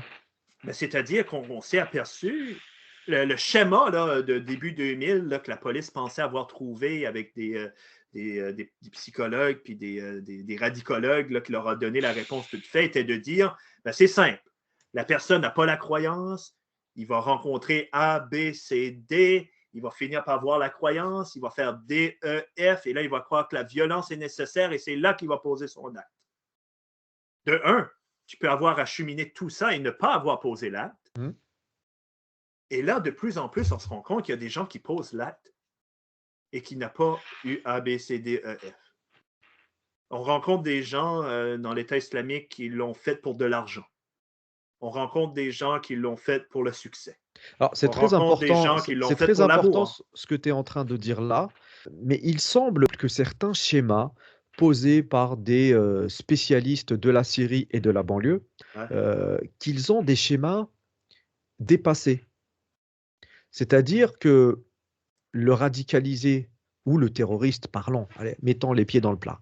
Le terroriste de 2022, c'est pas le terroriste d'Al-Qaïda, qui avait Ouais, des connaissances religieuses, qui avait déjà une conscience, il y avait aucun besoin de lui parler, de lui souffler, sous forme d'un marketing politique, ces mots, les mots dans lesquels il baignait, les mots MAUX dans lesquels il baignait et donc le travailler au corps de manière très subtile pour le mener à un acte comme, l'ont fait d'autres groupes par la suite. Maintenant, on peut aussi, comme tu dis, avoir des gens qui le font pour l'argent. Et donc il y a une corrélation entre grand banditisme et terrorisme. Il y a une corrélation. Et donc, ils sont sur des schémas assez basiques, linéaires, qui ne répondent pas à la complexité. On revient encore à la complexité. ouais. Et là, c'est dans l'intérêt de tous, pas forcément des minorités et des minorés, qui ne rendent pas compte de la complexité, de la réalité de la chose. Et Une, pour cause, j'ai envie de te dire, pour finir, c'est que, est-ce qu'en 2022, on peut parler de ce phénomène sous le prisme déformant d'une seule discipline au sein d'un seul champ universitaire? et là là, nul l'envie hein, d'insulter au complet les intellectuels d'un pays, hein, mais il faut quand même, je fais quelques remarques. La France est rentrée très tard hein, dans la discussion sur la radicalisation. C'est après 2014, contrairement aux autres pays anglo-saxons qui n'en parlaient depuis le début 2000. Et On a, pourquoi? et on se demande la question. Il y en a que certains intellectuels français disent que c'est parce que la France avait un bon appareil antiterroriste. D'autres disent que, bon, T'as pas l'air d'être convaincu, toi. ben, moi, comme chercheur, ce qui m'inquiète, et puis ça répond à la première partie de ta question, c'est que les chercheurs en France ne participent pas à la discussion internationale, ne suivent pas l'état des recherches à l'international. Ils vont citer d'autres chercheurs français, et là, je vais en nommer deux qui vraiment est à part, qui pour moi est un très beau modèle d'une personne qui est à jour sur les connaissances, et c'est Xavier Chrétien à Paris. Euh, donc, Xavier Chrétien est un des seuls en France qui, dans la discussion, discute des œuvres américaines, britanniques, et donc souvent se tient au niveau de qu'est-ce qui sort De la connaissance, oui. de la De l'état connaissance, de c'est à l'art. jour, Oui, en oui, dehors de la France. oui. J'ai vu que Romain 16 est capable de jouer aussi dans la bande internationale et comprend aussi très bien les politiques françaises. Hormis ça, la discussion semble rester entre Français. Et là, souvent, quand je lis, mais je me dis, OK, mais avez-vous lu telle étude? Ou dans ma tête, où je me dis, ben, on a fait dans d'autres pays l'étude en immigration et ça, dans des études statistiques ou des études sur les modèles. Et à mon regret, je ne comprends pas encore pourquoi bon nombre de Français ne semblent pas intéressés à suivre finalement qu'est-ce qui sort dans la plupart des disciplines, hein, en psychologie, en administration, en droit et en sociologie, en ce qui concerne la radicalisation. Il y a vraiment un décalage dont je ne comprends pas. D'accord, donc tu ne t'expliques pas finalement. J'ai de la misère à l'expliquer. D'accord, alors Je me dis, peut-être qu'il y est-ce a que c'est une mécompréhension de l'anglais qui joue là-dedans ou ça doit jouer. qu'est-ce que vous me décriez me semble vrai, c'est-à-dire que est vrai et non pas dans le sens vrai que objectivement les modèles sont dépassés, mais plutôt vrai où les modèles proposés ne sont pas mis en comparaison avec les modèles internationaux. C'est-à-dire on n'avance pas dans les connaissances Mmh. en disant Mais en quoi ça mon alors modèle c'est serait mieux peut-être que le lié dernier alors modèle. Tu sais. Gilbert, c'est peut-être lié à cette idée d'insularité culturelle française. Dans les débats intellectuels français, on met souvent en avant cette insularité culturelle qu'on n'appelle pas comme ça, qu'on appelle exception culturelle française. Et Ouais. donc, on a toujours l'impression, nous Français, d'être vraiment exceptionnels dans notre bonheur comme dans notre malheur par rapport au reste du monde. Et c'est ce qui fait peut-être qu'on s'autosuffit et qu'on n'éprouve pas le besoin d'aller vers l'autre et voir ce qu'il fait. Comme vous l'avez dit, l'engagement dans les groupes terroristes a tellement changé rapidement, même au niveau des données socio-démographiques, c'est-à-dire, bon, c'est toujours un peu les jeunes, là, ça ne Mmh. change pas, mais au niveau de l'éducation, ce n'est plus des théologiens. Et on le voit avec ce marketing politique ciblé, qui cible une catégorie précise et qui dit des mots particuliers selon les travaux de Dounia Bouzar, qui est préoccupant dans la mesure où il y a un engagement à la carte. Ben oui, mais ça, c'est sociétal, hein, parce que à la chute des grandes idéologies hein, qu'on voit après le communisme et le fascisme, on voit que la plupart des religions ou des idéologies aujourd'hui, Mmh, puis moi je suis pas mal les débats en France présentement sur le mouvement woke, donc les débats télé semblent savoir trouver un nouveau dada qui est plus le djihadisme présentement, mais encore là, c'est la même chose, c'est une idéologie à la carte. Tandis que dans le temps du communisme, on lisait Marx. mmh, Puis tout le monde avait la même catéchèse. mmh, On pouvait dialoguer, puis si Marx avait tort, ben, le communisme avait été tort. mmh, Présentement, il y a tellement de mouvements à la carte que détruire un mouvement islamiste qui mmh, promeut la violence, ben, ça ne sert pas à grand-chose puisque ces gens-là vont aller ailleurs. De toute façon, c'est à la carte. mmh. Et c'est la même chose qu'on retrouve dans la plupart des mouvements idéologiques présentement, et même à la droite, on voit de plus en plus que dans une même manif, on va avoir des gens très religieux, des conspirationnistes, des gens de libertariens qui vont se côtoyer et prendre à la carte comme ça des idéologies qui, quand on essaye comme chercheur à faire la cohérence, on s'aperçoit qu'on ne peut pas la faire. Ouais. Tout est contradictoire parce que c'est pigé vraiment. Ça, j'y crois pas, ça, j'y crois ou j'y crois si, mais j'y participe quand même parce que je pense que les conséquences vont être mieux que ne pas participer. Bon, Et, alors pour ouais. avancer un petit peu, parce qu'il faut finir, est-ce qu'on peut parler un petit peu des identités, des cultures et des langues, ou de l'identité, de la culture et de la langue en France en lien avec la radicalisation? Ben, ça, c'est une discussion que j'aimerais avoir avec vous aussi parce que vous avez fait beaucoup de recherches sur les langues, ou l'utilisation linguistique, je devrais dire. Puis ça se, les recherches commencent aussi à s'intéresser de plus en plus à ça, parce qu'on retourne vers le contexte, heureusement, qu'on avait Mmh. oublié au début. Mmh. Et on s'aperçoit que les gens qui s'engageaient, de un, connaissaient souvent peu leur propre religion que les parents pratiquaient. Ont souvent une critique envers la pratique de leurs parents. C'est ça qui est intéressant aussi. Ils vont critiquer leurs parents de ne pas être assez religieux Mmh. et dans leur reconversion, d'aller plus loin sans vraiment connaître aussi tant bien que leurs parents. La même chose pour la langue. Souvent maîtrisent un arabe qui n'est pas compris ou morcelé avec du français, ou ne maîtrise plus les codes, ou les codes sont très ancrés dans leur communauté, puis quand ils se déplacent, s'aperçoivent qu'ils ont un choc culturel. Mm. Ils pensent être Oui, bien accueillis quand ils vont dans leur pays d'origine et s'aperçoivent qu'il y a une double frontière, ni accueillis dans leur pays, ni accueillis dans le pays où leurs parents sont venus.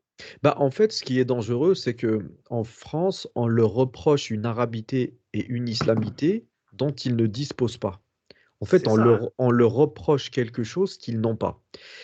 Et donc, moi, j'ai des informateurs dans le cadre de mes enquêtes sociolinguistiques qui me disent textuellement, alors moi, je recoupe, j'analyse, mais en gros, pour faire vite, ils se sentent découverts arabes alors qu'ils ne l'étaient pas, puisqu'ils sont amazirs, et amazir n'est pas arabe, et ils se sont découverts musulmans alors qu'à la base, ils étaient athées. Donc, Ça, c'est intéressant. voilà. Donc, en fait, c'est cette image que leur renvoie la société à travers cette homogénéisation, cette idée qu'il faut porter à bout de bras les gens qui te ressemblent physiquement, voilà, qui sont un peu basanés comme toi, on en parlait tout à l'heure, eh ben, te rend comptable et t'oblige, te contraint, t'incarcère dans une identité qui t'oblige à porter à bout de bras cette arabité et cette islamité dont tu ne disposais pas initialement. Un Puisque peu moi, fantasmé. j'ai des informateurs qui ne sont réellement pas arabes puisqu'ils sont amazirs. Leurs parents parlent le kabyle, le chaoui, le shleuh, Ouais. voilà, le rifin, etc. Donc, ils ne parlaient pas arabe. Leurs parents ont appris l'arabe, un petit peu l'arabe, en France. Voilà, avec les voisins, dans les quartiers, etc. Ils étaient obligés d'apprendre l'arabe pour communiquer, une langue véhiculaire. Et donc, ils se sont également découverts musulmans, puisque finalement, ils ne l'étaient pas. Ils faisaient pas, alors pour mes informateurs, ils faisaient à peu près le ramadan, mais pas tous. Ils ne priaient pas. Et chemin faisant, bah, ils se sont imposés cette identité arabo-musulmane, sécrétée par les médias, sécrétée par l'image qu'on leur renvoie d'eux-mêmes. Et alors, pourquoi? C'est la peur de la double exclusion. Au-delà du hiatus identitaire, ça va être un problème peut-être pas psychologique, mais psychiatrique. Donc, voilà, beaucoup ont choisi d'accueillir cette culture et cette langue dont ils ne disposaient pas alors, et dont ils ne voulaient pas. J'ai en tête l'informateur Rachid, dans l'une de mes publications avec le concours de l'université de Moncton, il me semble, au Canada, au Nouveau-Brunswick, qui explique clairement que voilà, il a la quarantaine passée et à force de discrimination, parce que finalement on lui reprochait son arabité et son islamité, et dans le même temps, on ne le reconnaissait pas dans cette arabité et dans cette islamité. Lui-même ne s'identifiait pas à cette arabité et à cette islamité, et au fur et à mesure, il a fini par endosser ses rôles. Voilà. En fait, il a joué le rôle que la société attendait de lui. C'est très, très, très intéressant, hein? Puis, dans le sens où ça montre que le langage, comme l'effet du langage, finalement, puis des étiquettes sur le comportement à long terme. Moi, je connais mal les banlieues françaises. Je me demande à quel point aujourd'hui, parce qu'on avait vu la crise des banlieues, comme j'ai dit, il y a 15 ans Mm. déjà.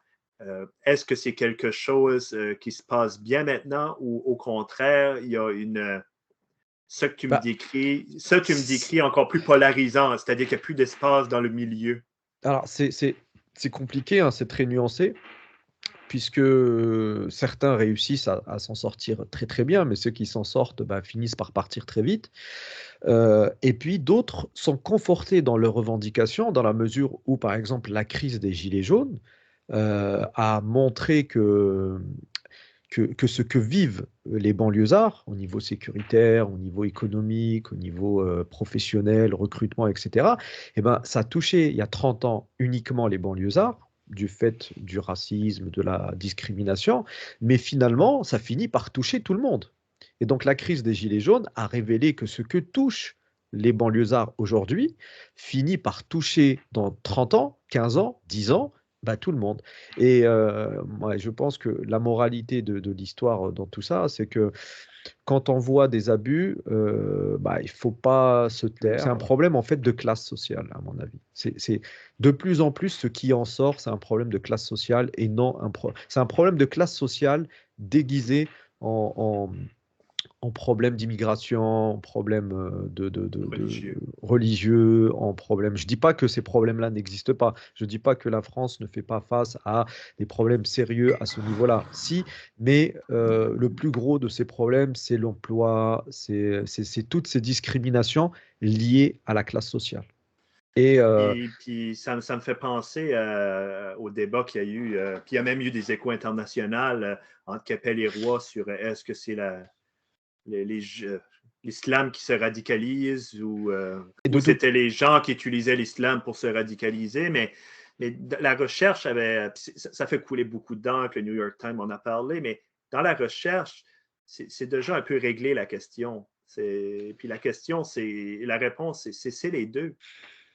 oui, C'est-à-dire, il y a un conflit social de classe et le conflit ne peut pas être réglé quand la personne n'a pas pu identifier un groupe ou une série d'idées à laquelle on peut se joindre pour le régler. bien Autant sûr, que les communistes le faisaient dans le temps. Les ouvriers se disaient, ben, j'aime pas ma condition, mais comment je peux le théoriser? Ben, je vais rejoindre un groupe communiste parce qu'il met des mots sur les mm, mots. c'est ça. MOUT sur Mm, MAUX. mm. Et là, il y a une petite partie que c'est ça, mais il y a aussi une partie où que c'est un retour, c'est un retour de l'enchantement religieux dans une société où le sens est difficile à avoir, puis il va y avoir un resserrement, une radicalité religieuse.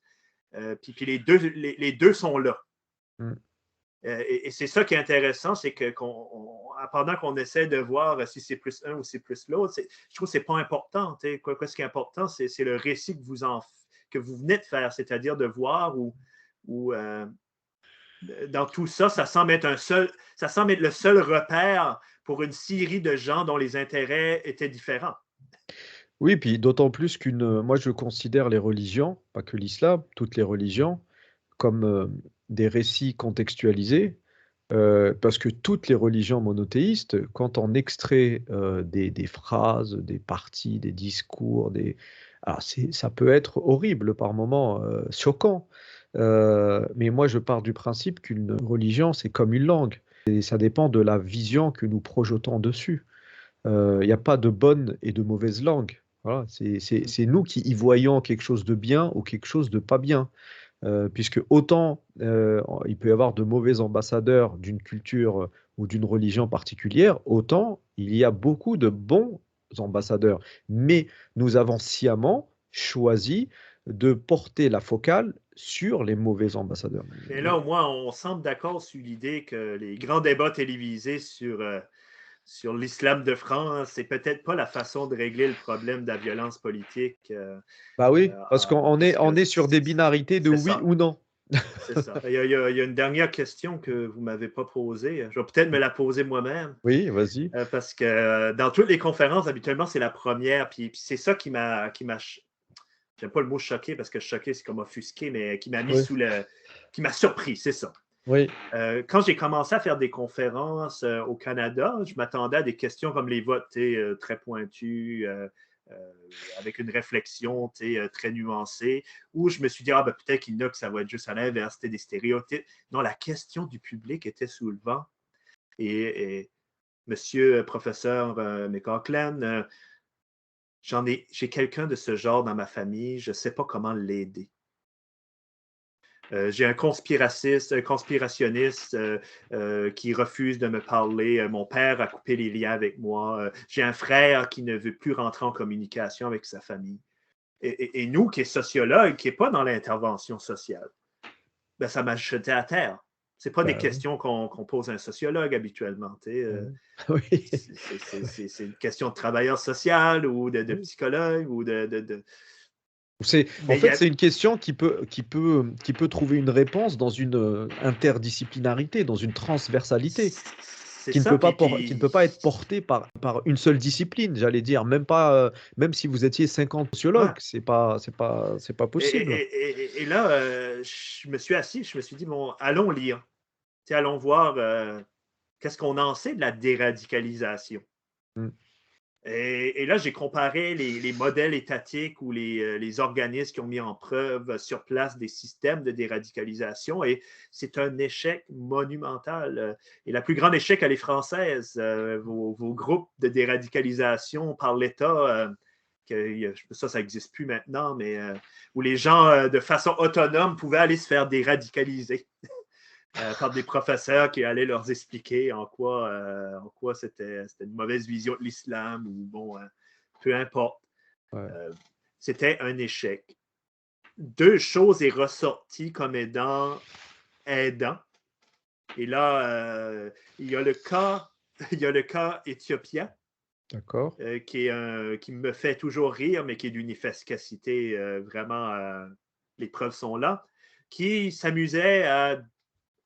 ont décidé plutôt de trouver une femme aux djihadistes, puis leur faire des enfants, puis habituellement, ça les calmait.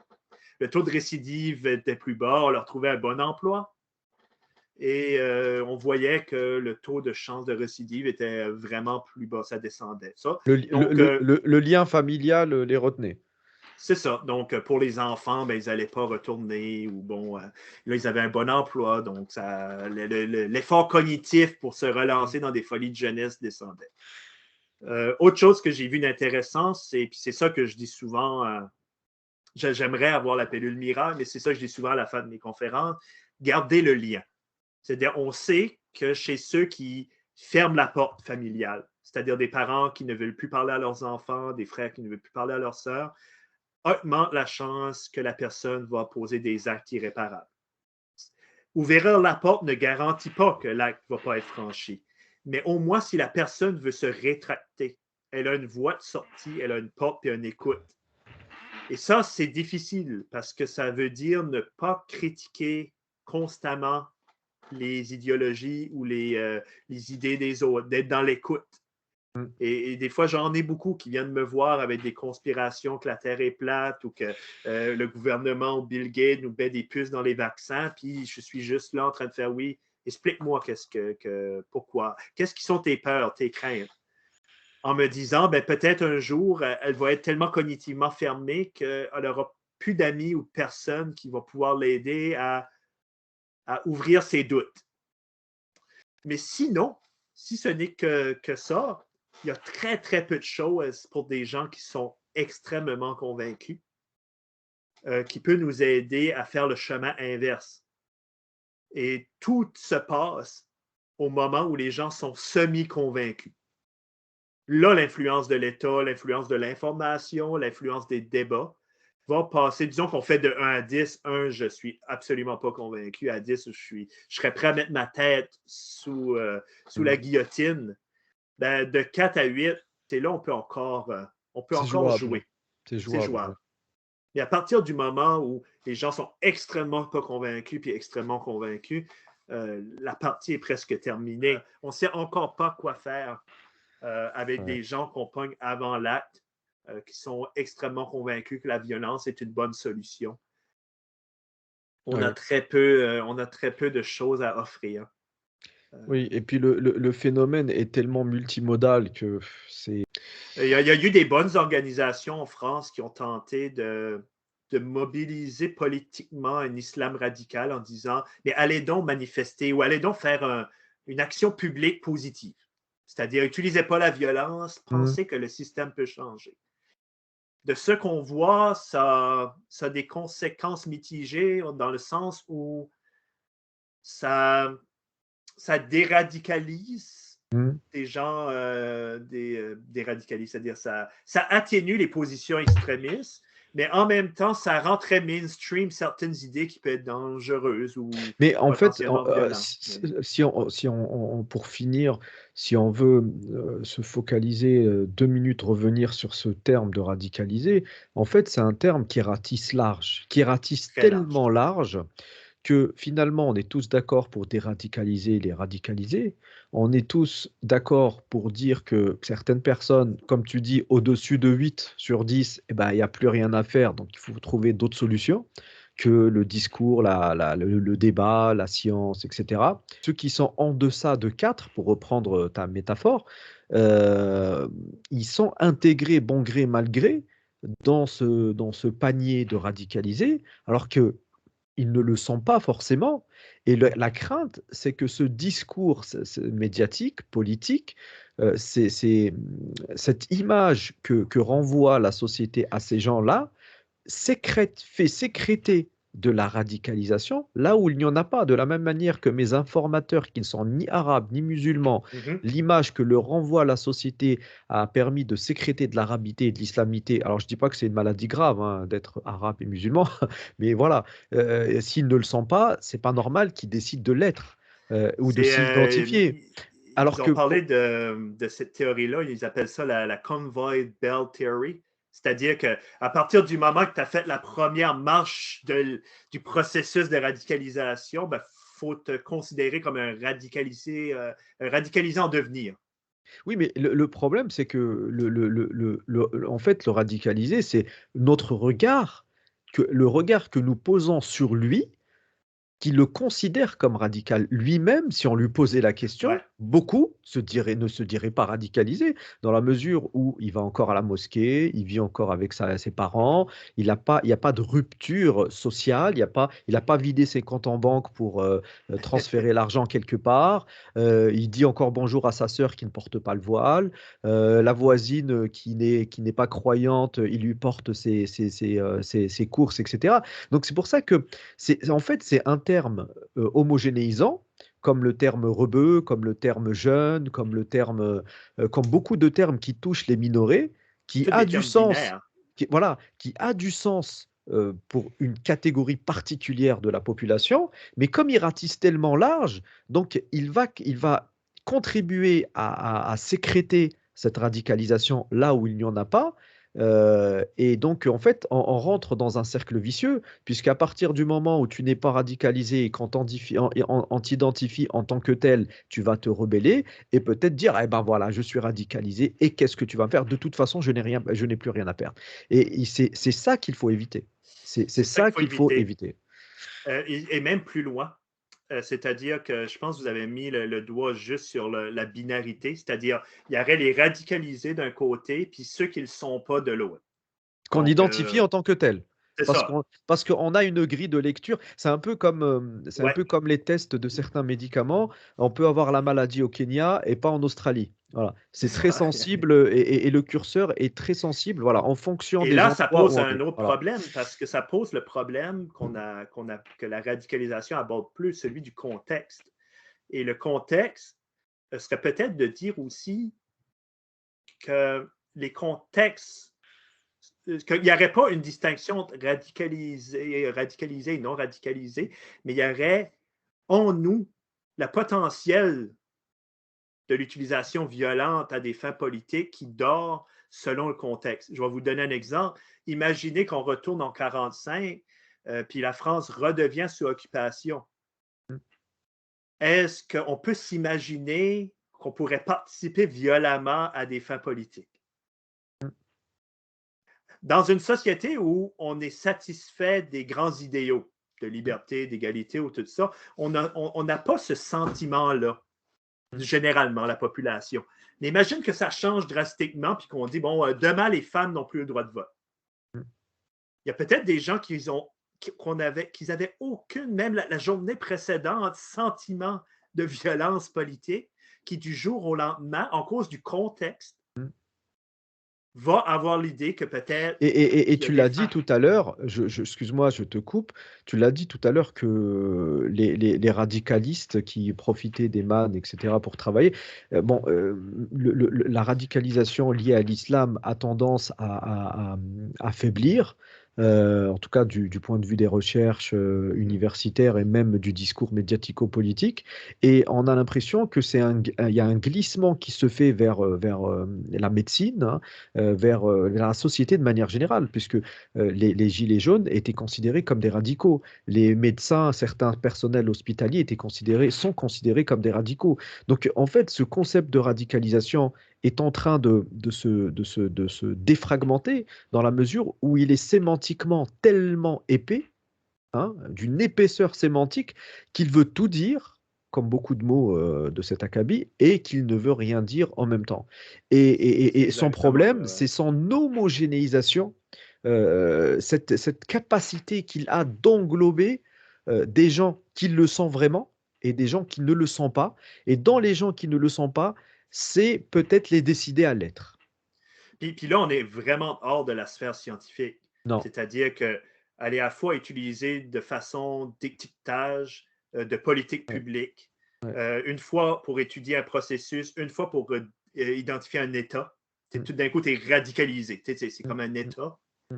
Est-ce que c'est un Euh, état qui va passer? Est-ce qu'il est constant? Est-ce que voilà, est-ce qu'on donc, tous ces, on a même vu des partis politiques s'accuser de oui. radicalité, dans le sens d'éloignement de la normalité politique. Oui, Je oui. suis très, très heureux, d'avoir, discuté, échangé avec toi lors de cette, conférence interactive sur la radicalisation, mais pas que, hein. Nous aussi, on a ratissé, très large. J'espère que les, auditeurs de la chaîne, YouTube Les Confs d'Université vont apprécier ce contenu. N'oubliez pas de liker, commenter, activer la cloche de notification de manière à recevoir les nouveaux contenus de la chaîne.